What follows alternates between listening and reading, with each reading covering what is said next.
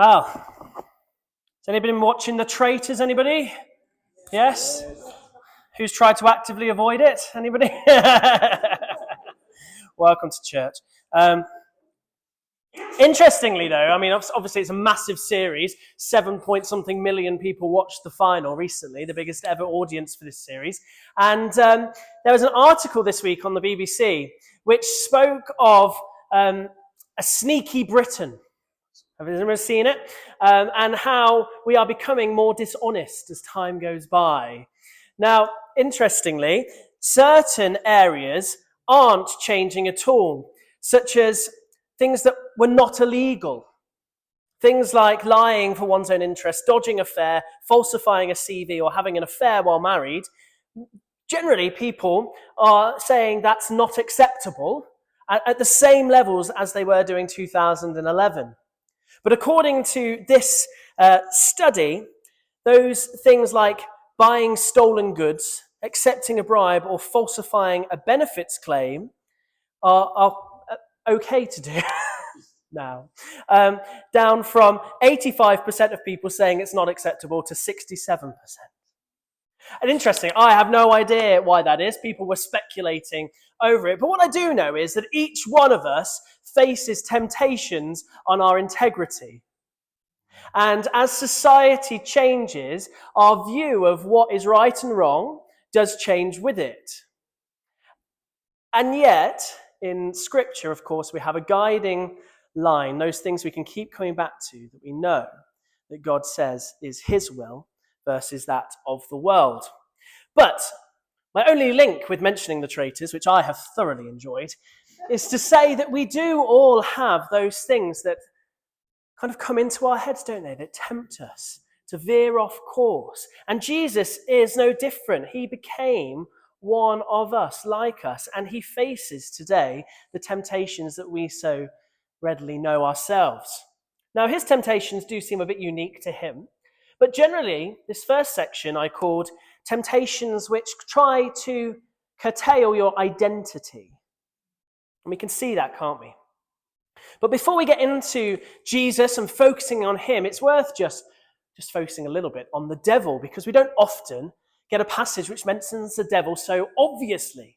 And we're not going to focus on that too much, but it is worth saying that as we explore this text, it's worth not picturing a red figure with horns and a fork and that physical presence of the devil with Jesus. In fact, that isn't in the text that you've just read.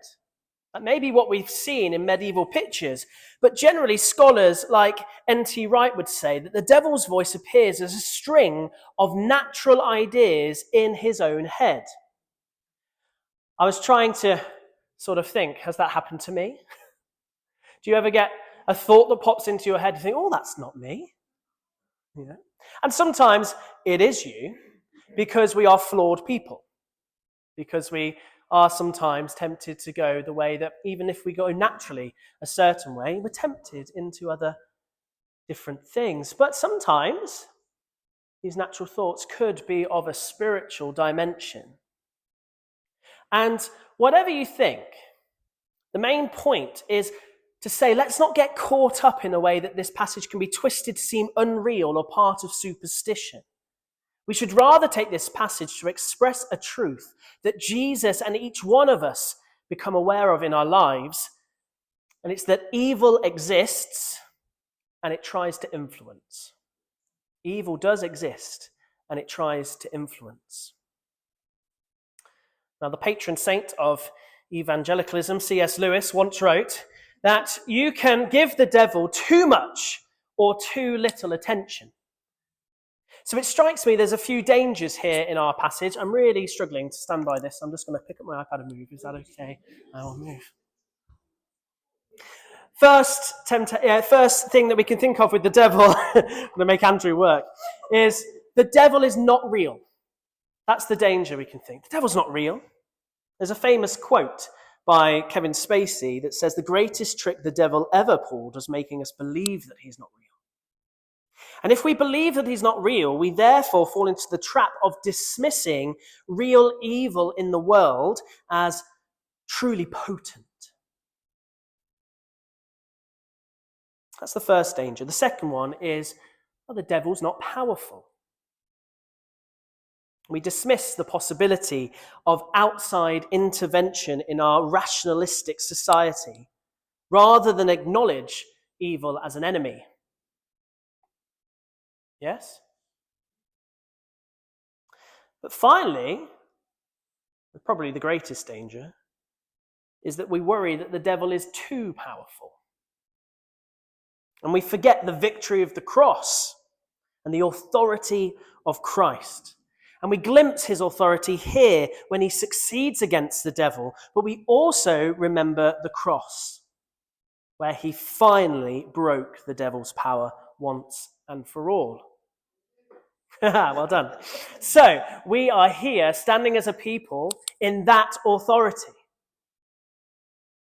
Did you catch that? We are a people standing in that authority. An authority won by Christ on the cross. So Jesus in this moment faces temptation and yet did not sin, and he shows the power of clinging to identity in God.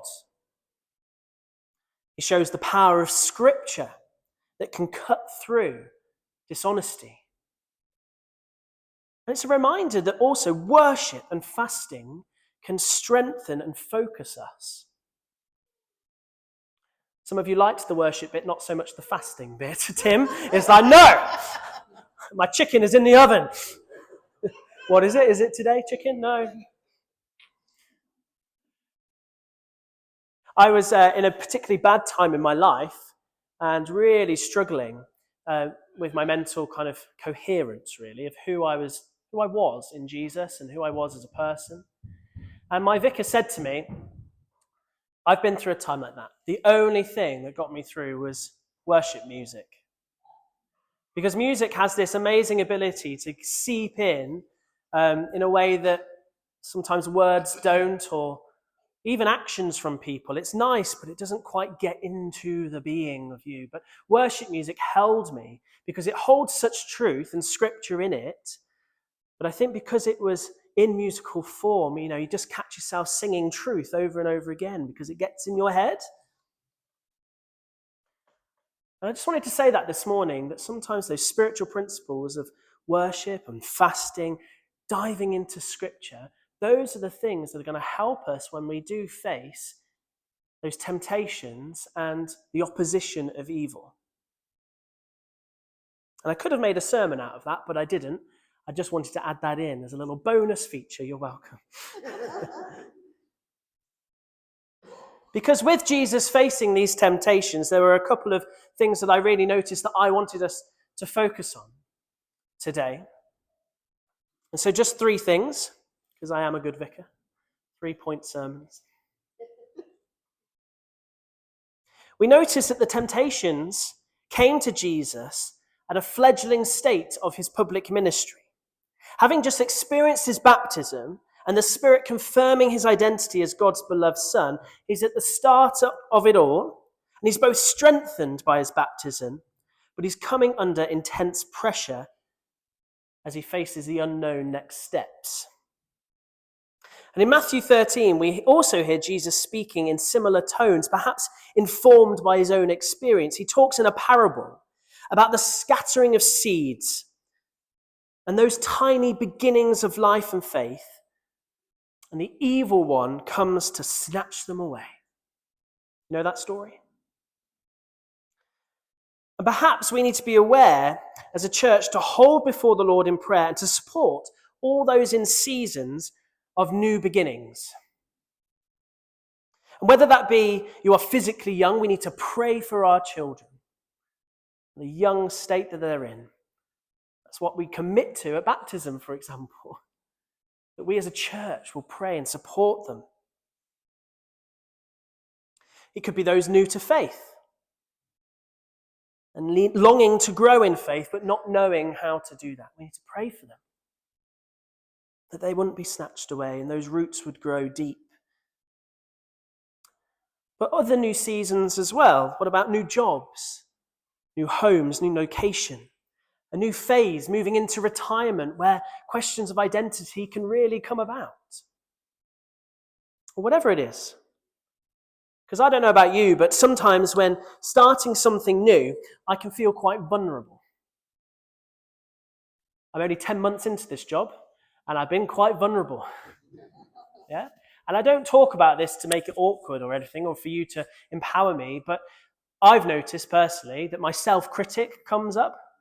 You question everything in a new season because you are feeling vulnerable. You don't know what's going on. You don't have that relational kind of equity with each other.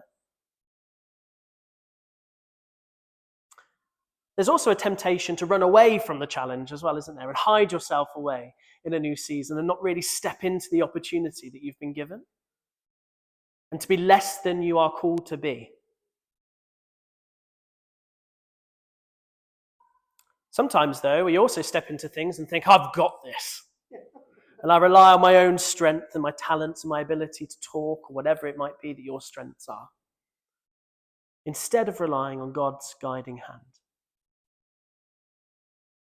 So I want us to notice the new seasons of life. And after this, we're going to move into a time of prayer ministry, just so you're prepared.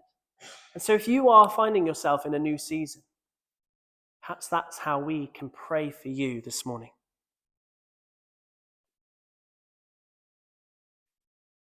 Secondly, we notice that the temptations came and they were trying to get Jesus to circumnavigate God's design, to seek God's ends by alien means, as a scholar once put it, not by God's character, and to force God's hand by taking shortcuts to success. But Jesus resists. And when the devil offers him authority, Jesus holds on to true obedience to his Father and ultimately is rewarded, because we hear in Matthew 18, Jesus say these words as he steps fully into his unique calling.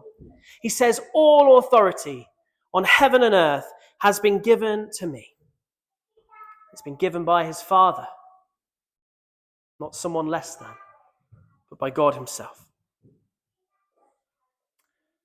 And I was wondering, especially after this sneaky Britain thing that we've heard about, are we sometimes tempted to cut corners? Are we tempted to forget our integrity and our obedience to Christ's way? And in all honesty, are we sometimes tempted to cut God out completely? When in fact, he longs to be invited into every area of our lives to enrich it, to empower it, and to disentangle it. I once stayed with someone in Essex that I'd done a holiday club with, and she was amazing. She said to me, I know this house will be used to welcome people, and it will be a space where people feel safe, because I've prayed that God would do so, and I even prayed that he would tell me which colour to paint the walls. And I was just so struck by someone who would take that much time and had that much belief that God cared so much about her life that he would even give her the colours to paint the walls so that she could step into her vocation and not cut corners. So I wonder if that's a challenge for any of us today. And it might be that, I'm not saying you have done that, but you find yourself in an environment where that could be easy to slip into and you need help and support along the way. But finally, I noticed at the end of our passage that the devil said he would come back at an opportune time. You notice that too? He would come back at an opportune time. And sometimes hardship, like Jesus experienced in this wilderness season, is the thing that will shape us and get us ready for ministry or vocation or whatever you want to call it, the next steps.